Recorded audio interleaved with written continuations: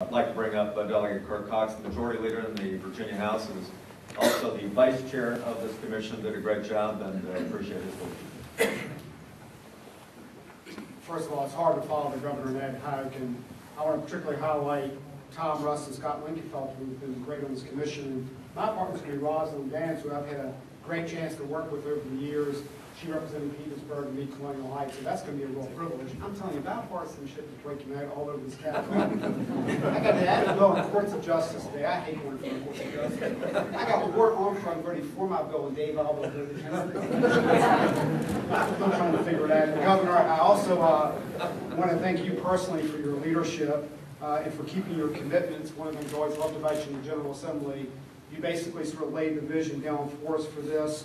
You gave vision to the commission, and I guess the biggest thing is you put money down to show that you were committed, and I think that's very important. As Senator Hike said, there are still details to be fleshed out, and there will be much more work to do after this legislation passes. In addition, your commission will keep on working on the key issues that you've assigned to us. And now is the right time for the General Assembly to act. Now is the time to make our long-term program for more degrees, for reform-based investment, more affordable access, the policy of the Commonwealth. And this legislation will accomplish that. There are no quick fixes. There's no big bucket of new cash. But there is an opportunity to look forward and lay a solid foundation for future reform, innovation, investment, and economic success. There's an opportunity to get the most out of our tax dollars and focus resources where they will produce the strongest economic return on investment.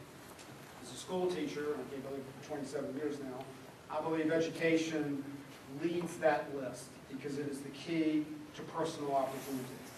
As a legislator, I believe reform and innovation are essential, even in a well-run educational system like Virginia, because we live in times when the competition for tax dollars is fierce, and the competition for jobs and new business investment is ferocious. And only the most lean and cost-efficient approach, only the most creative and innovative strategy, only the most transparent and accountable planning and performance will enable us to sustain public support and legislative will and come out on top in this competition. We have a unique opportunity, as Senator Hike has said, to set aside other differences and come together to achieve the three goals of the legislation. First, strong economic results through thousands more degrees focused in the STEM area. Second, serious and tangible reform, innovation, and performance-based accountability. And third, greater access and affordability for Virginia students and their families. And on that final point, let me just echo what the governor said about those slots for Virginia students.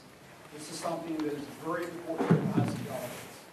We have talked about a variety of approaches for getting there, and I'm very pleased to see that the enrollment incentive approach of this legislation is producing results already.